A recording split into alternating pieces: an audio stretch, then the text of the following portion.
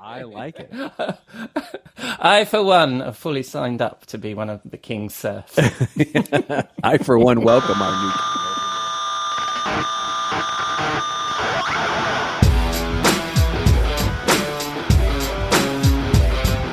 Hello and welcome to episode 165 of the Rockstar CMO effing marketing podcast. I'm your host, Ian Truscott. I'm no rockstar, but on this weekly podcast, I chat with the true rockstars, my fabulous guests and chums that I've met on my journey from techie to CMO to share their marketing street knowledge. Come say hello. We are Rockstar CMO on LinkedIn or Twitter. I'll include links to me, my guests, all the things we talk about in the show notes on rockstarcmo.com. And we are proud members of the Marketing Podcast Network. It's Saturday the 6th of May. I hope you've had a great week. You are well and staying as sane as you feel you need to be. This week in the marketing studio, Jeff Clark shares his 5 effing fundamentals for marketing operations. Author and marketing trainer Matt Bailey returns to discuss hiring marketing talent. And I wind down the week with Robert Rose in the Rockstar CMO virtual bar.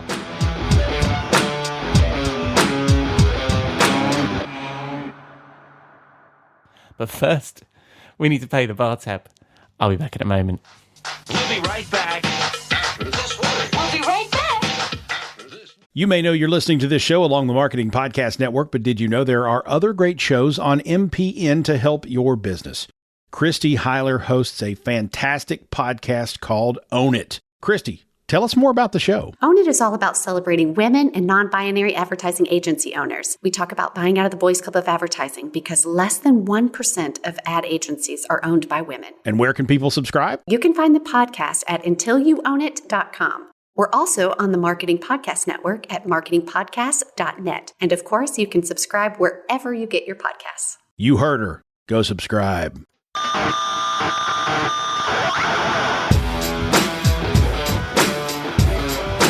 On to our first segment, the Marketing Studio with Jeff Clark, our weekly dose of marketing street knowledge from our resident Rockstar CMO strategy advisor and former Forrester research director.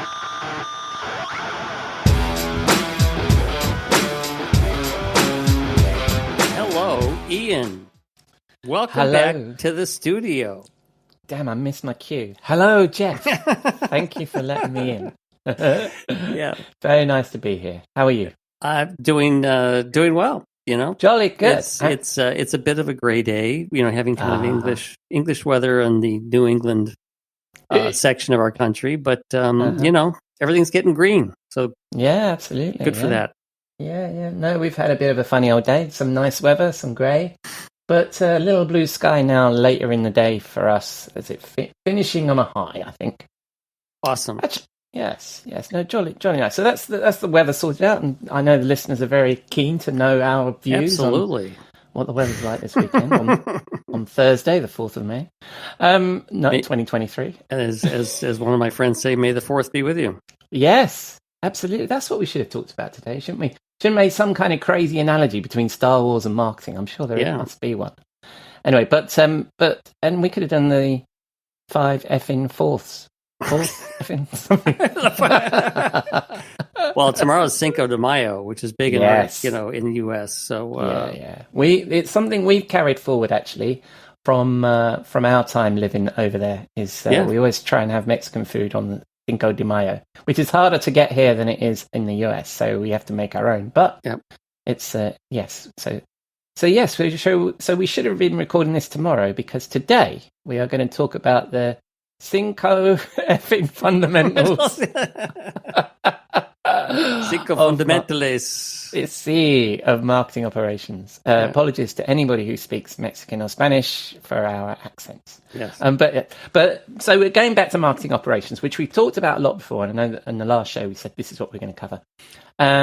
But we've never given it our 5 effing fundamentals treatment. So I thought we'd distill this down. Or I thought, you thought, because you are the brains of the operation. So we thought we'd distill marketing ops down to our 5 effing fundamentals and answer the question of where one might start with marketing operations and what are the priorities. So what say you, Jeff? You know, there's several ways to look at the function, you know, but there's probably only one way to get 5 out of 5 fundamentals. So, no, I mean, it's where I always like to start, and certainly when I was doing marketing operations advisory, where we started is it's the purpose of marketing ops is to ensure that the rest of the marketing function has all the capabilities it needs to achieve the goals set by the CMO and the leadership team.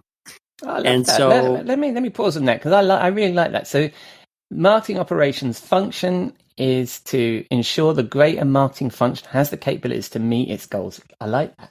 I don't think I've ever heard marketing operations described like that. I think it's great. Yeah. Well, maybe it's new to the listeners or audience, which actually is why the function is so important. And the thing is that it's very typical to categorize your capabilities of any organization. People, process, technology. Data is important. One of the things that I would add to that is analytics or measurement. Because you want to be able to answer, how are we doing? And you typically need to use all the other four to figure that out. So it's a good way to look at it at what the fundamentals of marketing ops, because your people at marketing ops are going to be working on all those sets of capabilities in service of the marketing function. Yes, but you're teasing the listener with what those 5 are already. And that ruins my job. Or where I'm supposed to. Okay, well, you can just sit back and I'll take it from here. So, where do we start? What's the first? What first? Your effing fundamentals, Jeff. Yeah, and I think one of the reasons I did put it in a sequence, which I'll keep the listeners guessing as we go piece by piece, is that usually when you start out, a small organization or a startup, and it's like, okay, we need somebody to work on our data.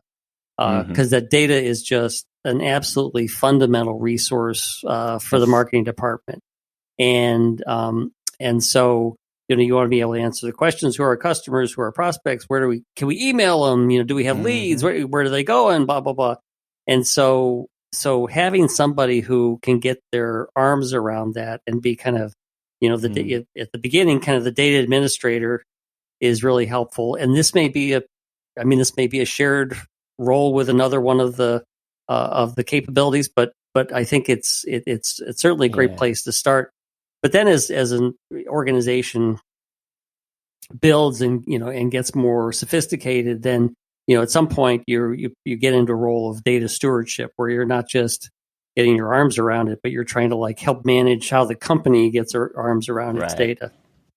It's funny. It's funny that you identify this as the first one, because I actually had this conversation just a couple of weeks ago with one of our general managers, and he was like, "If we're going to create marketing ops, the first person we need, you're going to need Ian. You're going to need Ian as a data person." I'm like, "You think? Yeah, no, absolutely. Yeah, thank you. I've got another advocate for this on the leadership team." So yeah, absolutely. I think you're completely right, and that's often where people think about marketing ops first, isn't it? Is that side, that and web operations? I think the data and the web operations. But I think part of that is because most of the people that get into marketing, it's like, do I want to deal with data? Yeah. It's a pain in the.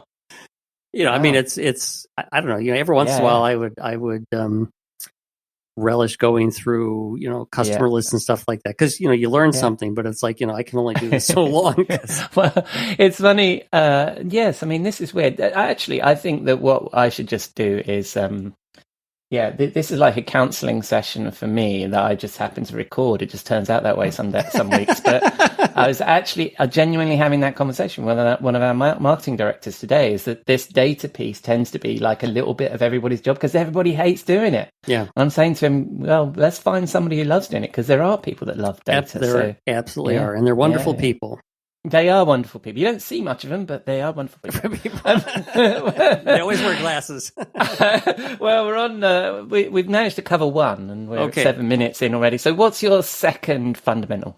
2 is technology, and sometimes this is part and parcel of the first person you hire, because it's like, okay, you're in charge of our data. And by the way, we've got this, marketing automation platform, or this, web, we need our web stats, et cetera. And so you need to be in charge of the technology as well as the data.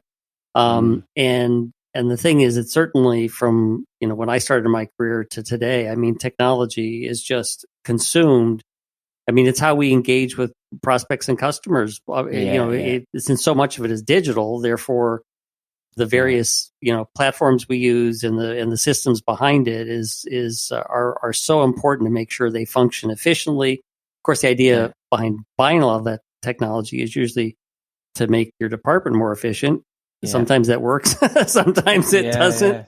Yeah. But, as I said, when your primary sources of engagement are digital, and then also your primary sources of the information where things are recorded about non-digital engagement, like your CRM system or event management, those, it's all systems. They all got to work together, got to sew them together, and use that as your source of data. So the order of these is this would be your next hire then. If you were creating a marketing ops team and we were building this out, your first focus would be on data, getting the data right, and the second one would be having your technology right? Yeah. And hiring a marketing technologist. And I think this is really interesting because also it isn't just about being able to work the machines, that make the machines work together, right? It's the tying together of the different data fields in the different systems and all that kind of good stuff. Isn't it? That's quite a challenge. And as I said, with data, with tech, it's like the first person you hire might be the marketing automation admin. Yeah. But as you get more mature, then you need somebody who can help roll out other technology or do assessments on technology or look at how processes flow across. So it's certainly an area where you get up to larger organizations and they'll have a whole department that's focused on their sales and marketing technology. And you and me know that this is a rabbit hole you and I could dive down for a while, right?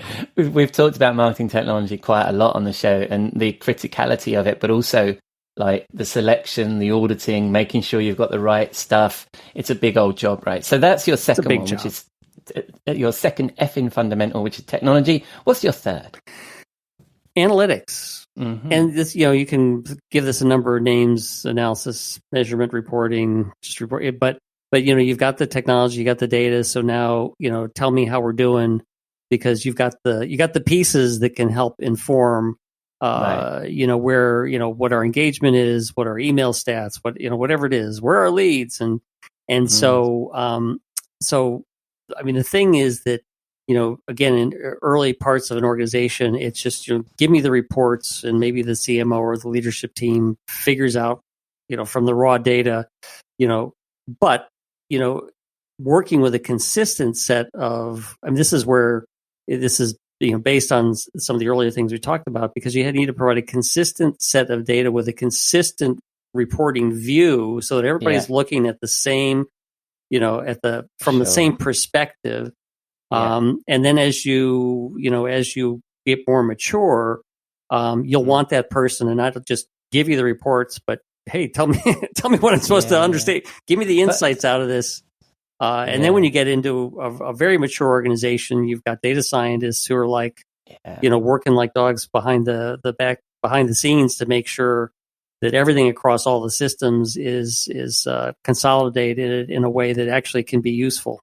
Yeah, but what strikes me about this is, I don't know, maybe it's a different kind of approach in organization. I wonder if the reports come first and then that pulls through that you need somebody to help out with the data. Because I think that for me, where you've separated out data and analytics, I wonder if me as a CMO would actually be looking to somebody to say, give me these reports, and then they'd say, I need the data, or whether you would have the foresight to say, okay, I need to get my data sorted out before I can do it. I mean, that's the way management teams tend to work, don't they? They want the reports. And so this would be the pull, wouldn't it, from the leadership team?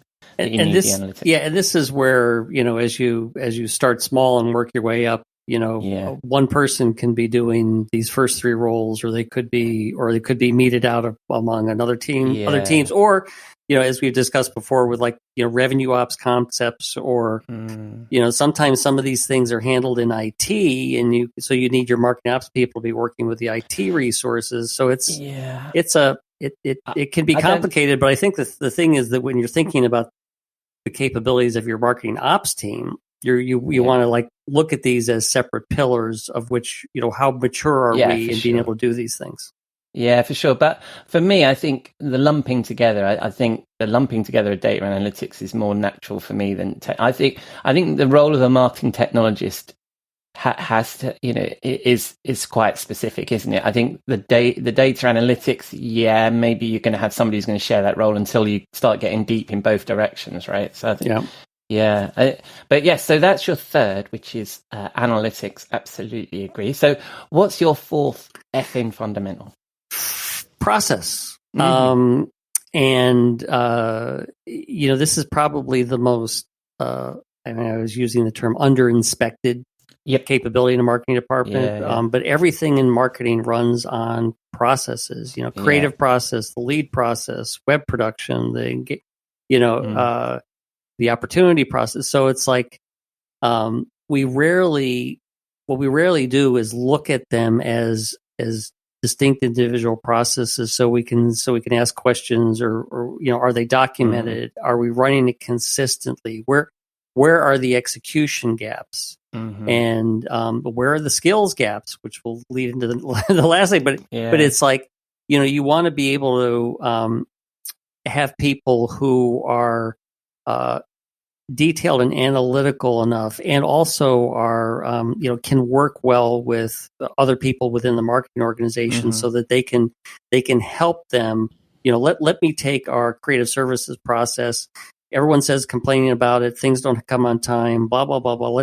So let's actually go through the process, find out where the execution gaps are, and see how we can fix it. And that usually the person that owns the process or that's in the middle of the process, they may have ideas, but they can't step back and take that unbiased view.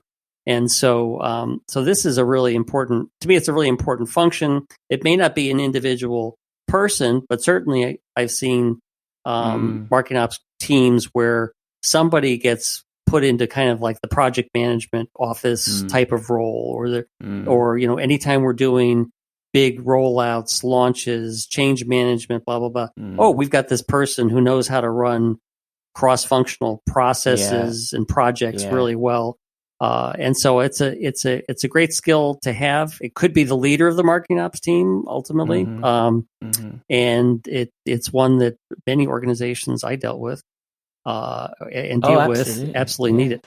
Well, that's because those first three that you name tend to be the tactical needs of the business, aren't they? And that tends to be where we talk about marketing operations around technology and data. I think this is good. And I think also when you think about this, particularly if you think about it as a PMO, as a project management office, or as a traffic management function, or then you're starting to think like an agency inside, aren't you? You're thinking about your marketing team completing programs, completing tasks for the business, and you're actually orchestrating that better within the group. I think this is really important. And like you say, it's not something that is top of mind for CMOs. We're just it's that hamster wheel thing, isn't it? We jump on, we get on with the stuff. We don't take a step back and think about process and strategy. And we know we're wicked busy, but we don't know if we're. But people in sales are not happy with the collateral, or whatever it is. Absolutely. I've also seen where marketing organizations have tried to become agile in the big A, using agile methodology, and you need a practitioner of that to teach the rest of the team how that's going to work. So I think this PMO office is, although I always maintain that marketing is an agile part of the business anyway, but I do think that PMO is a great thing to have within your marketing team, and it might as well sit in marketing ops. So those are the four so far. So we've got our data, our technology, analytics, and we're looking at process, and we've got this PMO. What's your fifth effing fundamental? People. Okay. People, and and it may be more appropriate, of course, people, because people like to say people, process, and technology. It has kind of a nice ring to it, but really, I think what you're more likely to focus on is skills, because skills could be, it could be a role, it could be an individual, or it could be something that an individual has several skills that can help in the execution of marketing. And so the reason why, and this is, because as we've been going up this little ladder, this is definitely for the most mature marketing organizations, because this is where you get to a point where you've got a big organization, you're trying to deal with skills issues. HR is not very helpful because HR doesn't know what marketing people do.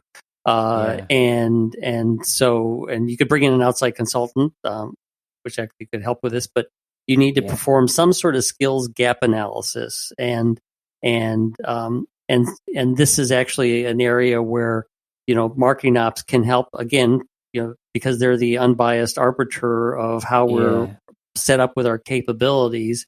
They can help do the skills gap analysis. They may find when they do the tech assessment or the process gap analysis or any of these other, as they're looking at the other capabilities, they may find, oh my gosh, we need somebody who's got a particular skill to fit this part of the process or to operate this technology.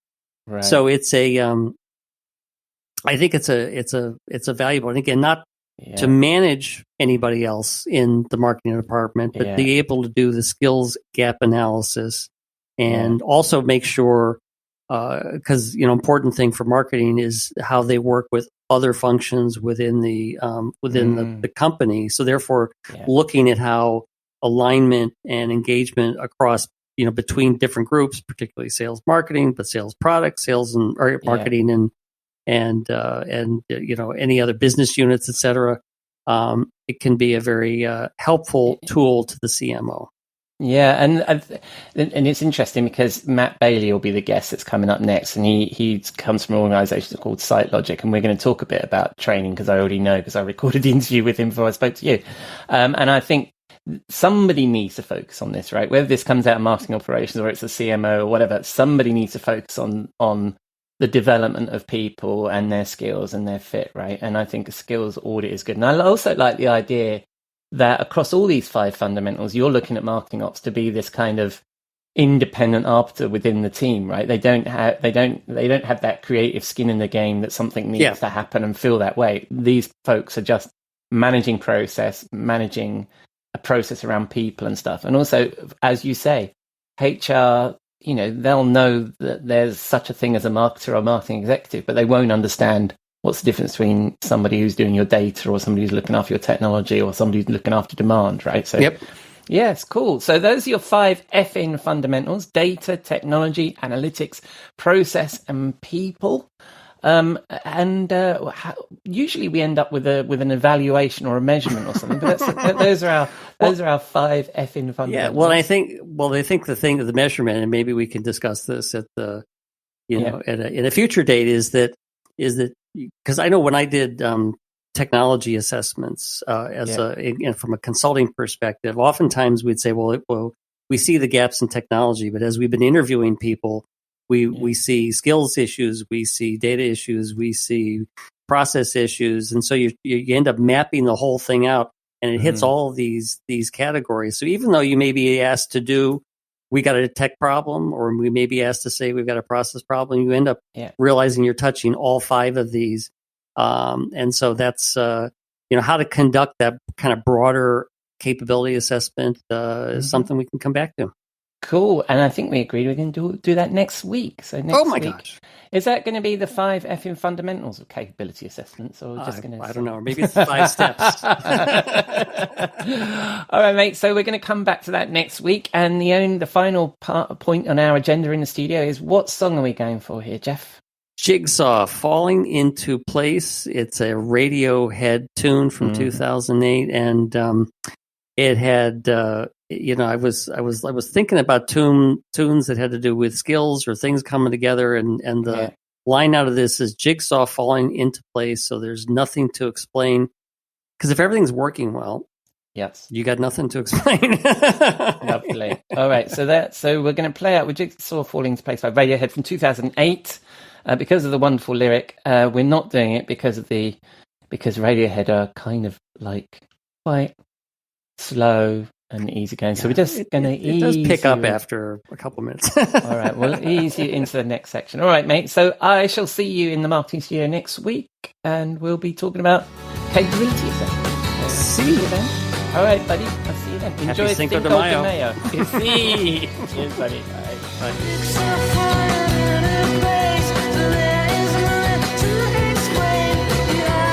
As you pass, she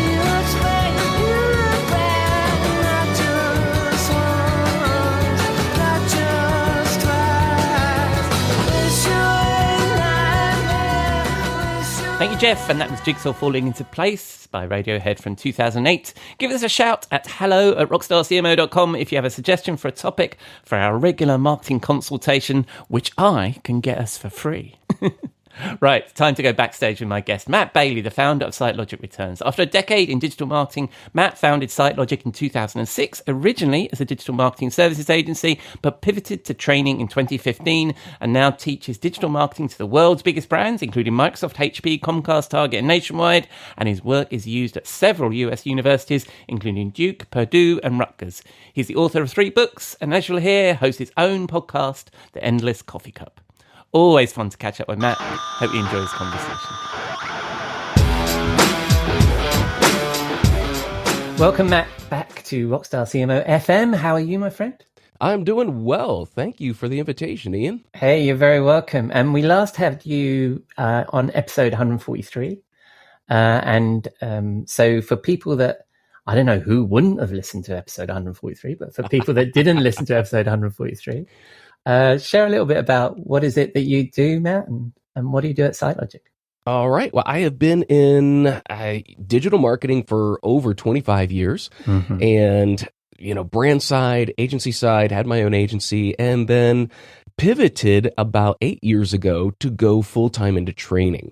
I realized that even when I had my agency, I was training clients, I was training employees, I was training other people. And so changed completely into training. And so now I have online training. I develop curriculum for companies, for universities, for training companies, and also get the opportunity to travel around and train with different organizations around the world. Yeah, I bet that's rewarding and fascinating work. And we've chatted a couple of times, and I'm going to be on your podcast too. So I'm flipping this around about who's talking to who, but that's fascinating work. And that's what SiteLogic does. You also have your own podcast too, don't you, on the Marketing Podcast Network? Yes, it's called The Endless Coffee Cup. And the idea is that, we're taking some time after a conference or, any type of gathering and we're in the pub after. So I go with coffee because it's but, depending upon time of day, it's your beverage of choice. Yeah, absolutely. Well, as you know, on this show, I go for gin and tonic after this. Yes. So that's where I'm going to be headed. So that's SiteLogic. That's a little bit about yourself. Now, this week, you've discussed with us training before, so I'd encourage people to go back and listen to episode 143, and we talked a bit about your career. But I think we were discussing before you came back on the show was part of what you've been involved is not just training, but also helping hiring teams as well. So I think, and it's something we've talked about on the podcast a little bit with my chum Jeff, is how do we approach that? So where you're helping organizations hire teams, where do you start? What do you think is the ideal marketing team and mix when you're working with your clients? Well, so if I'm evaluating a team as well as evaluating someone I want to hire, you've got to separate the subjective and the objective. The subjective is going to be affected by how well they interview, what they look like, some of what you see in their CV. The objective is what can I measure and evaluate that removes that, those external factors. Yeah. And so I love having an objective test that I can give to people, and it tests their knowledge, their recall, their understanding of certain areas. And I call it the Swiss cheese effect when we're working with a team that, after the test, we can see individually where strengths and weaknesses are. But then as a team, we overlay it, and you want to avoid that Swiss cheese where everyone has the same hole. And then from that, we either develop a training program, and we can see that, you're strong here, you're weak here. We can adapt to that because we want to bring people to, first of all, a shared vocabulary. Yeah. Everyone knows what we mean when we say an impression. For example. And then everyone knows what we mean. And so we want to have a good level of generalist knowledge. And then for the specialists, we want to have that additional deeper knowledge that this is demonstratable, it's testable, and we can produce that. Right. And so, I kind of asked you a very open question there at the beginning. So so when you're working with organizations, is this what you'd call a skills matrix? So you're looking at what is the gaps that this current team have before they then think about what it is they need to hire?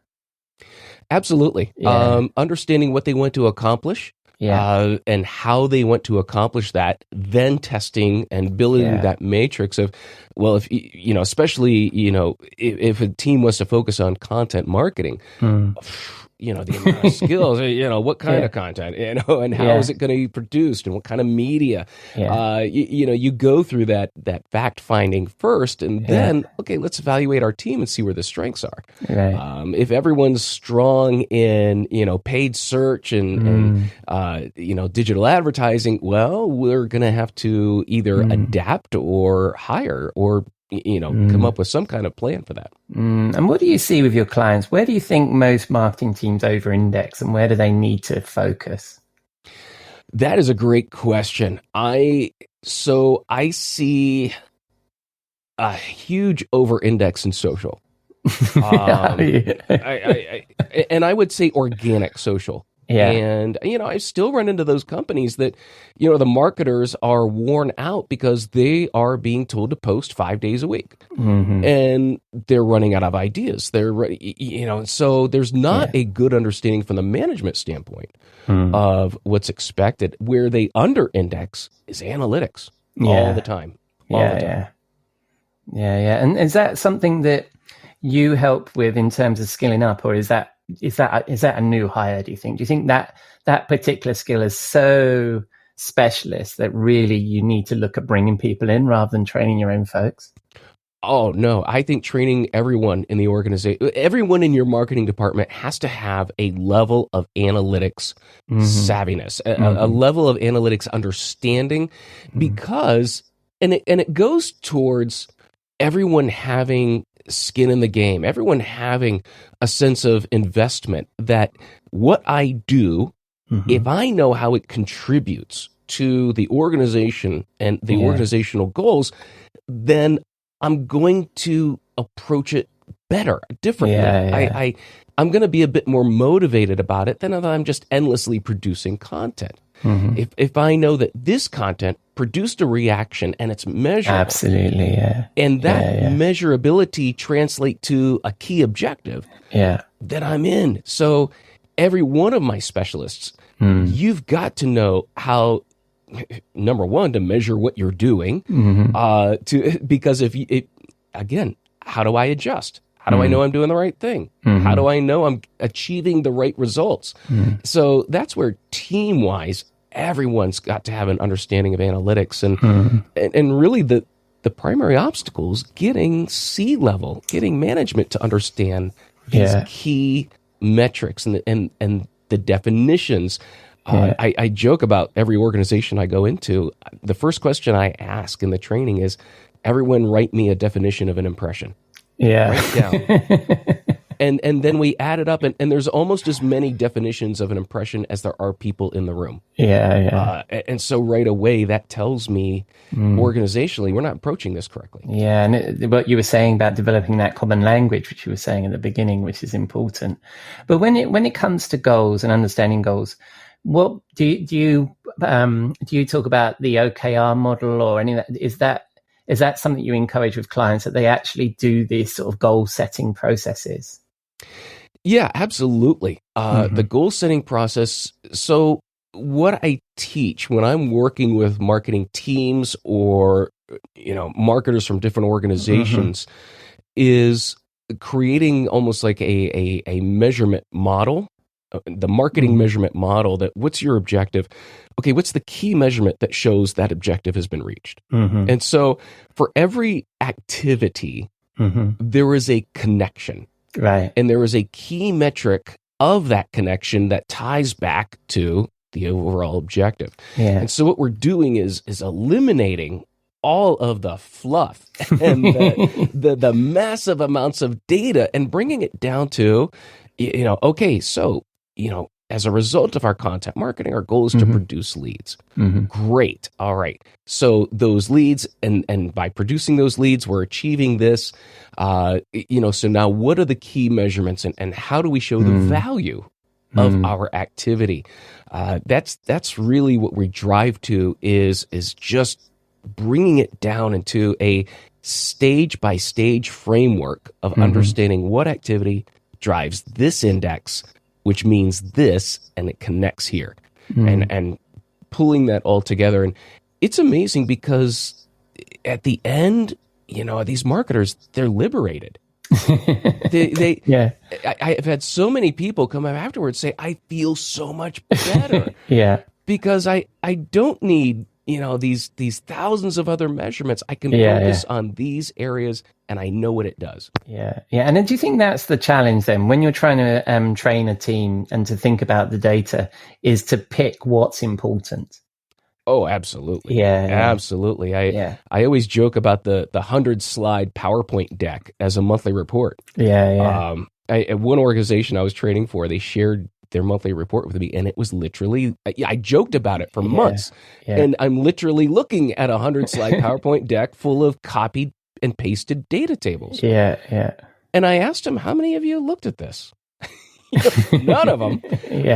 And so it's okay, then it's useless. It's completely irrelevant and useless. And the time spent copying, you're showing me your copy and paste skills. You're not showing me marketing skills. Well, it's interesting because we had a chat about this a few weeks ago. Jeff Clark and I, who's obviously the regular on the show, my expert strategy advisor, and what we were talking about, the insights and the data you need to collect and reports you need to do. And I think one of the things I pushed back on him about was, you got to think about the friction in the business of creating these reports. I mean, it sounds to me like if you're producing a 100-page report once a month, how are you getting anything done? Right.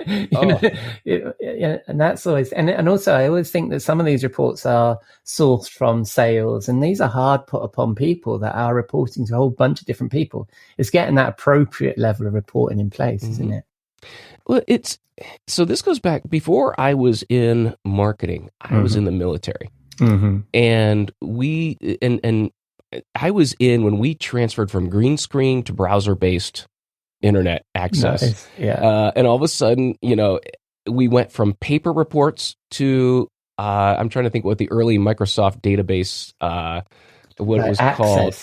Access. And now all of a sudden everything's digital. We went from paper to digital, and because there was so much more information, the number of our reports tripled.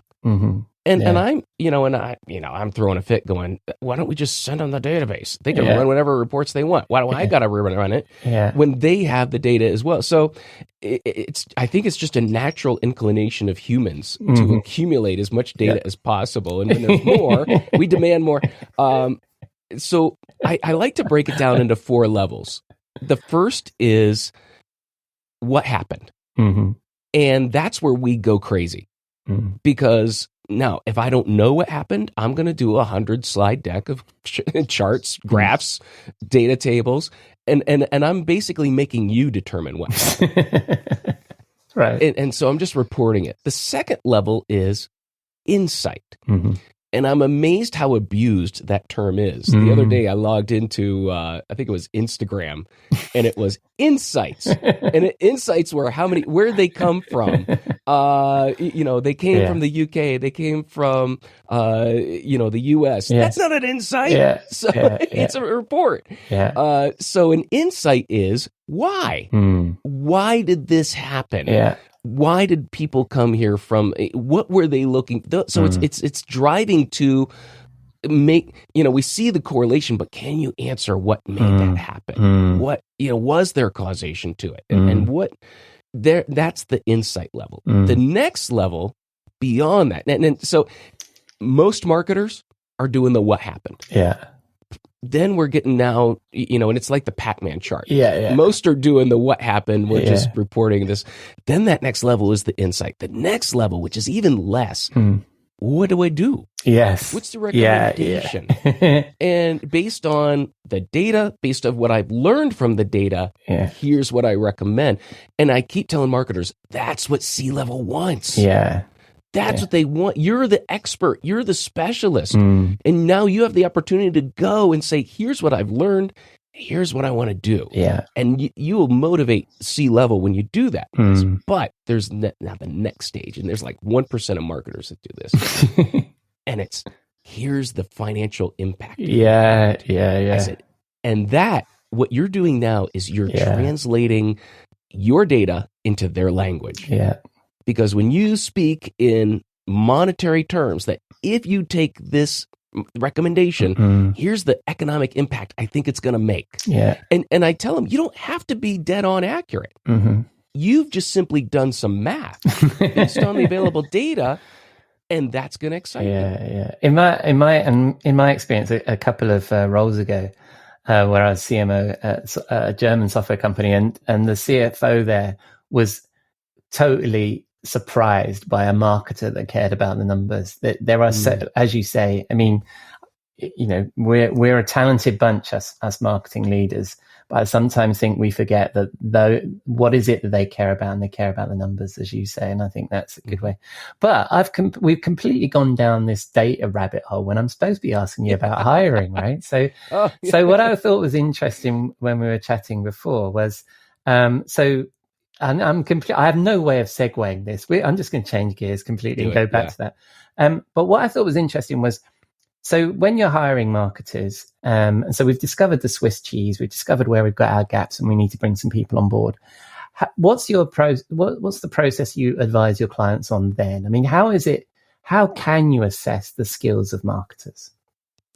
That's why I like, I look at some of the certifications that are out there. Yeah. There's a number right now of certifications you can achieve. The one thing that most of them have in common is they're certifications tied to a training company. And I'm always a little bit wary, because what that means is you passed their training and they give you a certification. The problem is, and this is why I like OMCP, is they're an independent validation. They're an independent, they don't have a training company. And so training companies go to them to say, here's our content. Does it pass your review? And so they have a standard set of competencies that are expected in certain areas. And I love that, because it's a truly independent, whereas everyone else is really kind of tied to, you took our training, you get our certification. There's no third party. There's no unifying body saying, these are the skills. And we, and what I like about it is they've got a full group behind them. They have an advisory board made up of brands, made up of agencies. And so that type of testing, where we're looking specifically at competencies within generalization as well as specialization areas, I love doing that. And I love using that then as a template for training, because it focuses on those primary skills, but also the secondary skills that really give us an ability to give a provable, certifiable, that this person knows what they're talking about. Right. And so you look at certification with candidates. Is that something you do yourself as well as a training organization? Do you support people to get certified in that way? Absolutely. Absolutely. And that's one of the things we're seeing now as well, is these certifications are starting to mean more than a university degree. Right. I've run into this numerous times where people they have the degree, but they have no skill or experience. So these certifications are starting to take that place. And I've launched my own certification, my own courses. But what's different about it is I don't like the 100 hours of video. So mine is more coached, where I'm going to tell you, and I try and simulate the agency experience. That here's a context, here's your assignment. And then when you do the assignment, you do the research. Now I want you to put it in a PowerPoint and present it to me as if I was the CMO. Right. and now how would you do that? So we're developing both that hard skill and the human skill. Yeah, very practical approach there to that certification. And so, but when you're looking at candidates, and we talked about it on your show, and we will talk. I don't know when these things are going to go out, but we.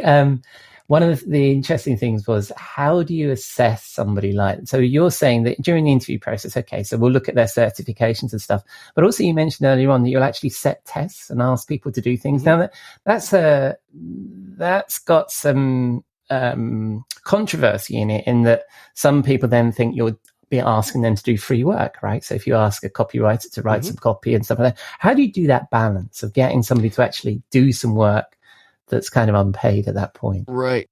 I honestly, I would have it do something that's not business.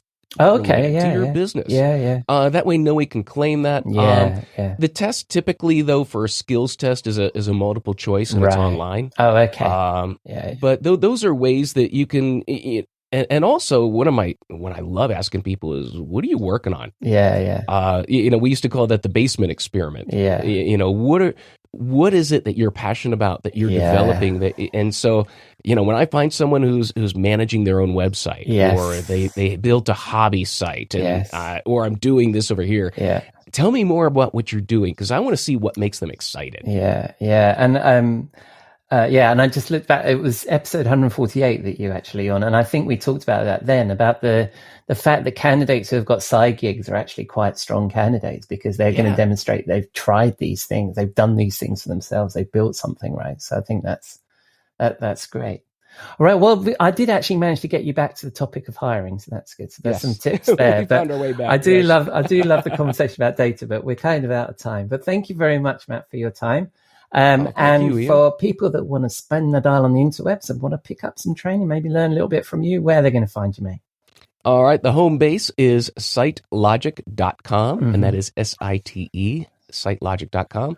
The training site is learn.sitelogic.com, and the podcast is, strangely enough, Endless Coffee Cup, not SiteLogic, but it's more of a conversation, a little more long form. Yeah. But it's so funny because I listen to your podcast. I'm like, wow, that's cool. I should do that. But I know that is not in my wheelhouse. It's very nice of you to say so. Thanks, Matt. But I enjoy yours as well. And actually, we missed off some of the topics we were going to discuss today, because there's a really good episode you talked about, I think it was last week, where you were talking about in-demand skills around social media. So I'd encourage people to go back and listen to your podcast. And of course, when you were originally on the show, episode 148, I'll include links to that in the show notes. Thank you very much, Matt. I'll speak to you very soon. I look forward to that. All right. Cheers, Thank you, buddy. Ian. Cheers, bye. All right. Cheers. Thank you.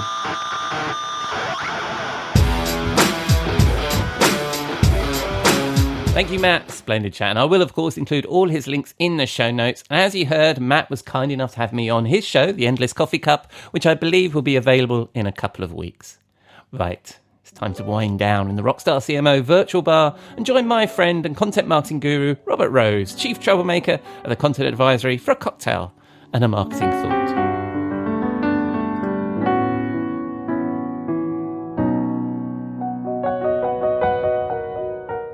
Good evening, Robert. What are you drinking? Oh, hello, my friend, and welcome to the bar. It's been a week, for sure. And look here on. I mean, as we record this, we're so very close to you having a new king. I mean, that is How is that going down in London town? We're incredibly excited. It changes everything. That is perfect. Because he's the head of our church and everything. So I'm hoping for big things from this new new regime. Yeah. This is finally going to turn things around for us. I see. Brexit, it's all going away. It's all going to turn around now. Exactly. With the new regime. Exactly. I like it. I, for one, have fully signed up to be one of the king's serfs.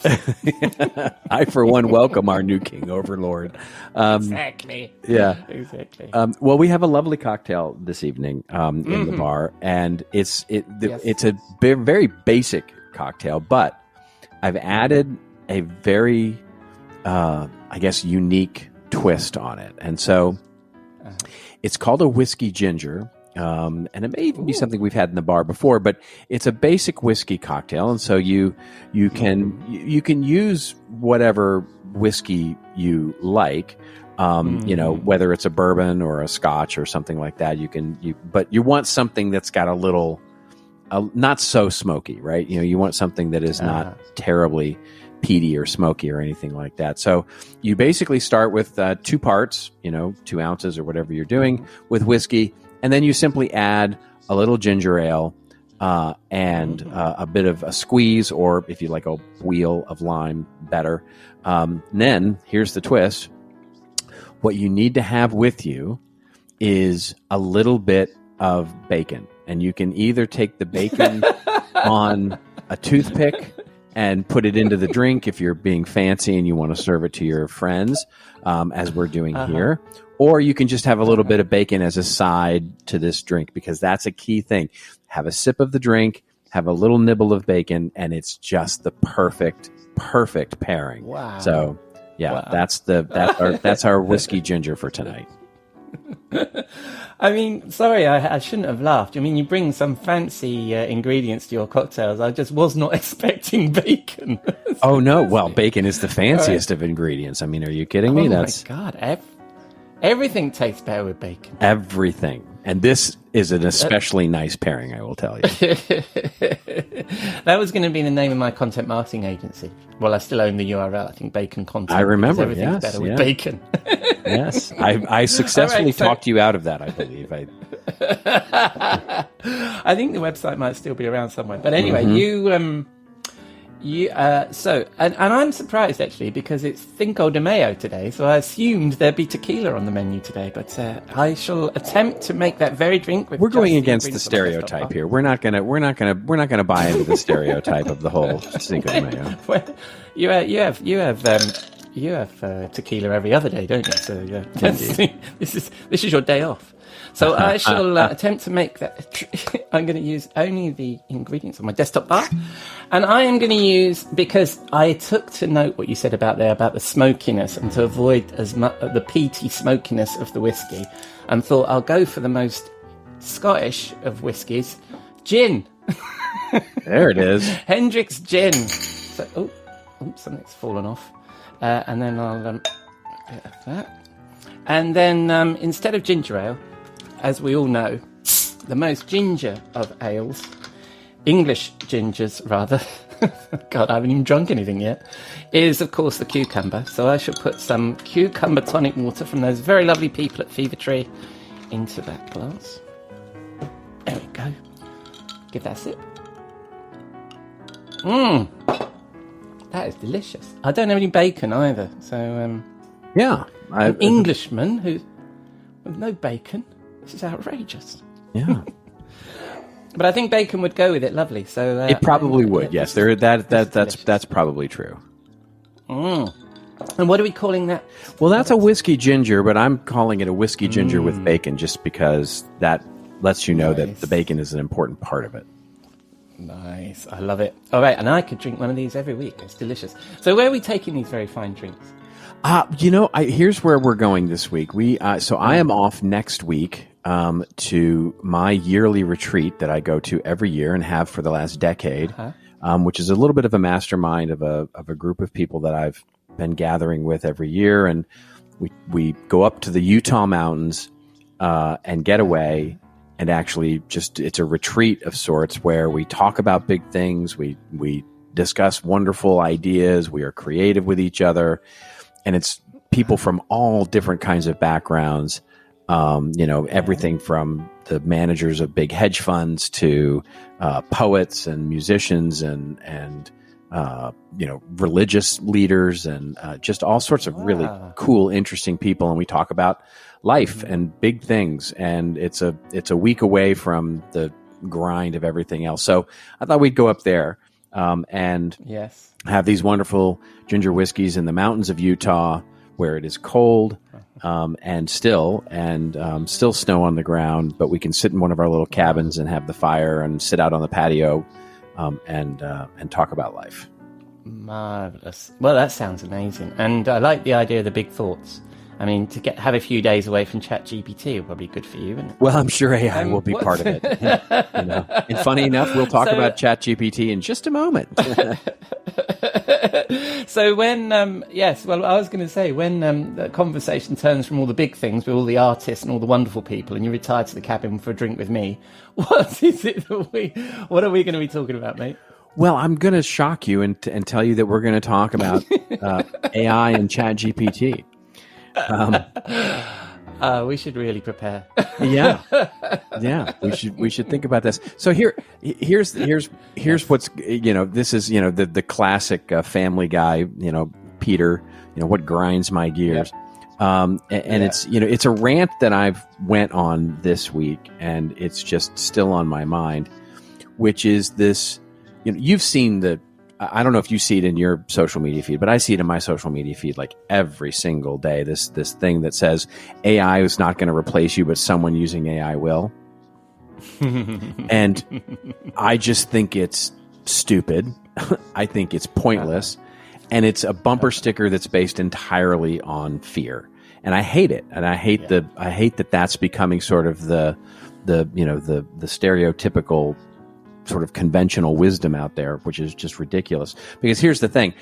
I think, even though I think the trope is stupid, I don't think it necessarily means that AI won't replace you. But if it does, it's not because the reasoning in that stupid idea. The truer version of that bumper sticker would be AI shouldn't replace you, but some short-sighted, misguided person who is your boss might think it can, right? And so that it's usually the whole thing is usually this thing based in, hey, you better get good at AI quickly. Yeah. Because if you don't get good at AI quickly, someone's going to replace you who can use AI well. And my question is always then, what does that even mean? Like, tell me what getting good at AI really means. It's like once you figure out how to ask a question, that's kind of, you're good at it, right? I mean, you know what I mean? It's there's not a lot to do in terms of getting good at it yet, for sure. I mean, and I know that's going to change, and I know that that there will be skills to be had, but the real idea is what does that even mean? I mean, because now I see in my social media feed anyway, along with that stupid trope, I see courses and toolkits and templates and download 1,000 prompts, right? Which I did, by the way. I paid the $100 and I downloaded the toolkit with 1,000 prompts. And, as you might expect, the prompts in that are like, write a marketing plan for a dentistry office, right? And it's like, okay, that's lovely and useless to me.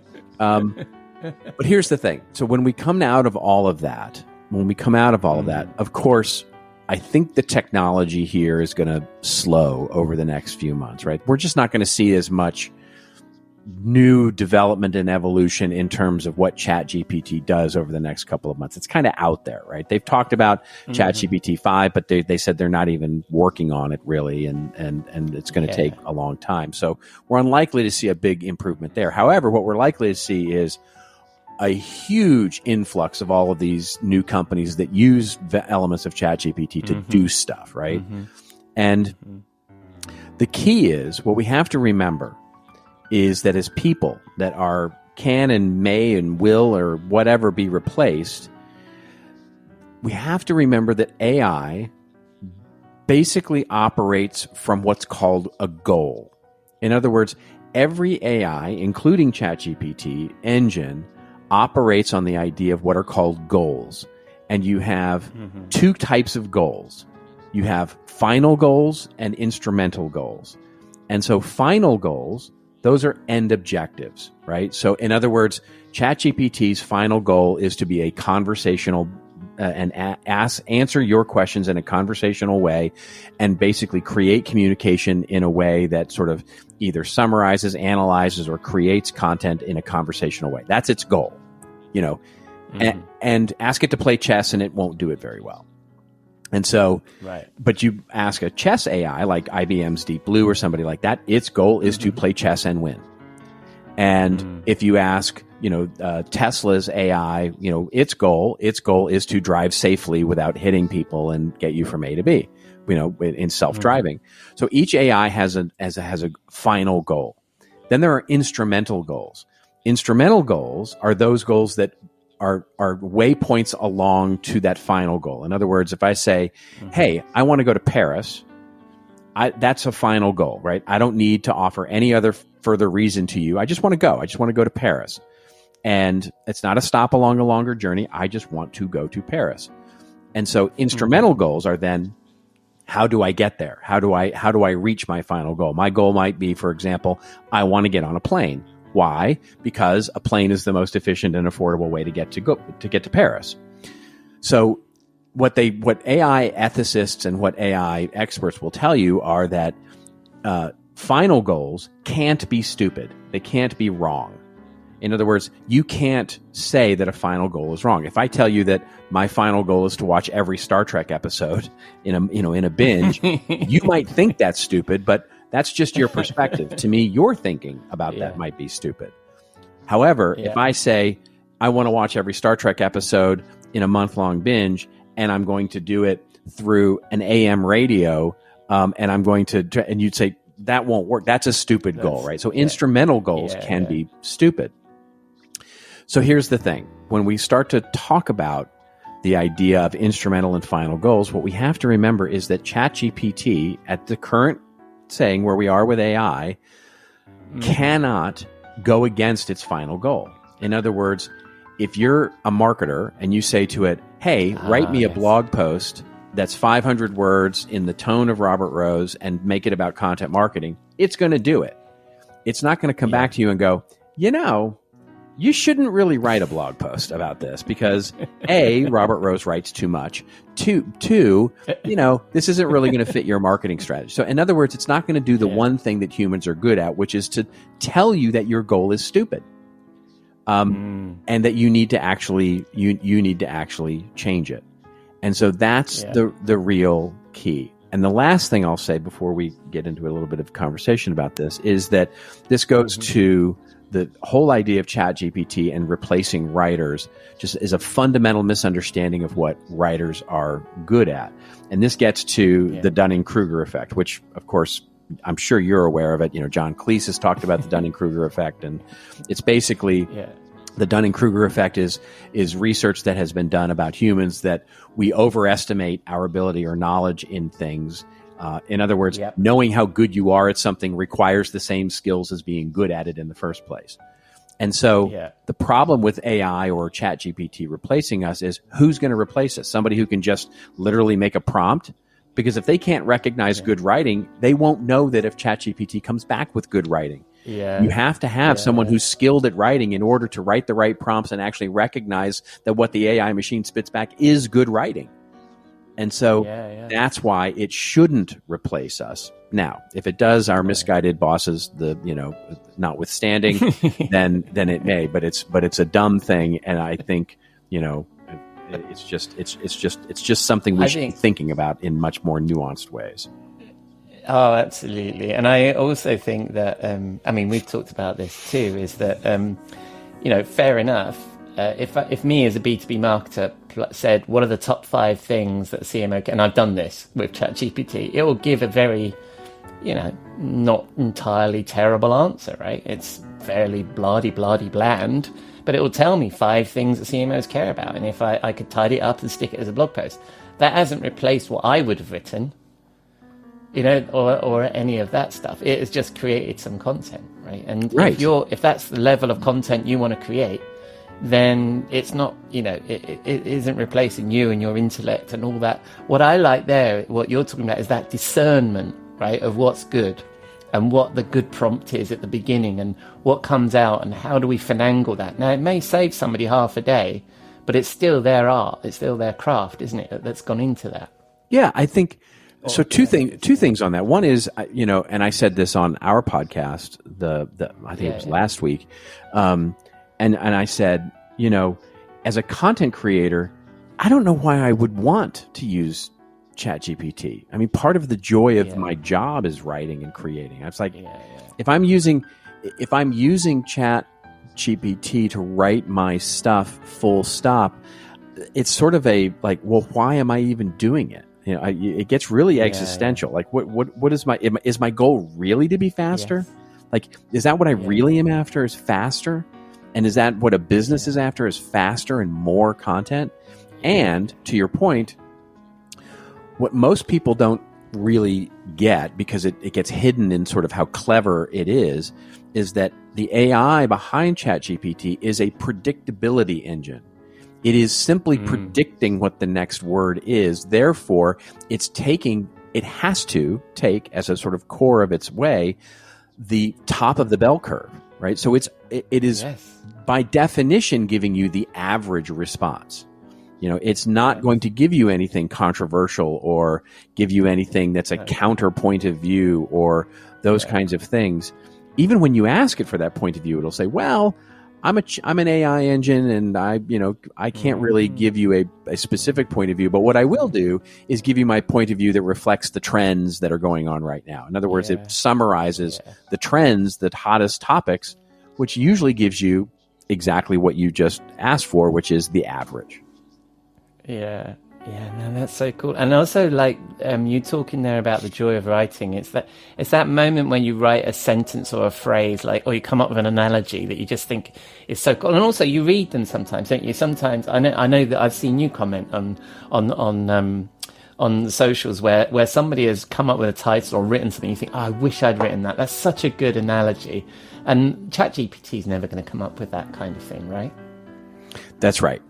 Yeah. I mean, we'll see what happens with, I've been doing a bit of a deep dive in terms of because I really do want to understand what the AI ethicists and the technology experts in the space are so concerned about. And what's clear after my research anyway is that what everybody's that is meaningful and really thoughtful in this space is really concerned about is what they call AGI, right?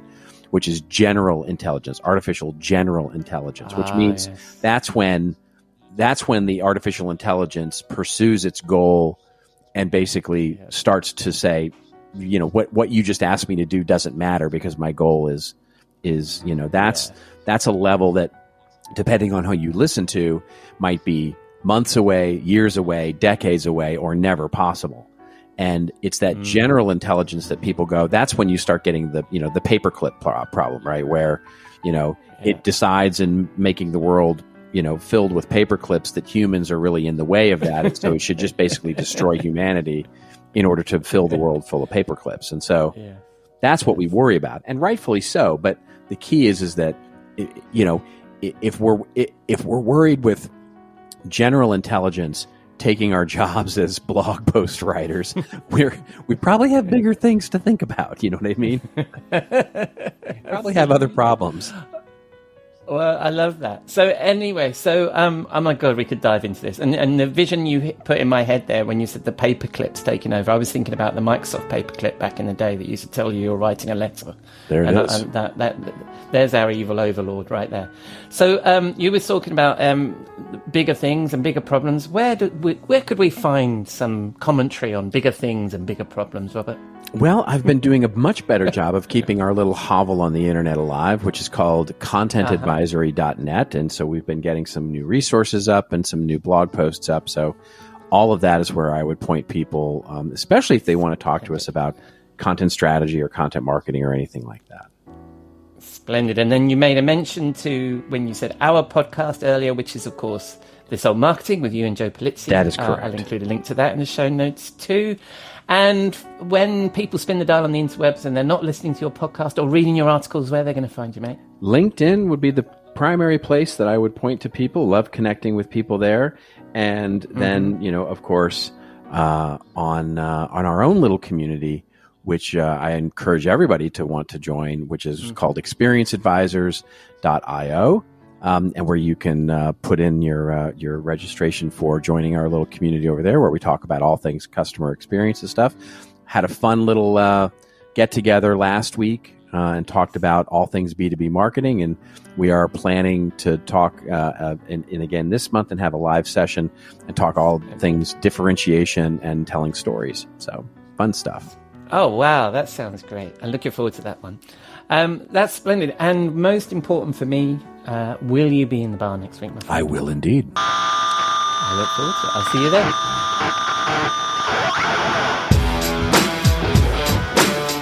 Thank you, Robert. I don't think the robots will be replacing Robert anytime soon.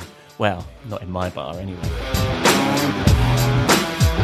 So that's a wrap on episode 165 of the Rockstar CMO effing marketing podcast. Thanks to Jeff, Matt and Robert for sharing their insight, and to you for dropping a dime into your podcasting jukebox, selecting our track and jiving along with us. Please let us know what you think. You can contact us through our website, rockstarcmo.com, catch us on the socials, or leave a rating or review in your favourite podcast app, or just keep listening. I'm glad you're here. Next week, Jeff will be back in the studio. I'll be chatting with Riaz Kanani, founder of Radiate B2B, and as you heard, Robert will be back in the bar. Until then, have a great week, and I hope you again join us next week here at Rockstar CMO FM.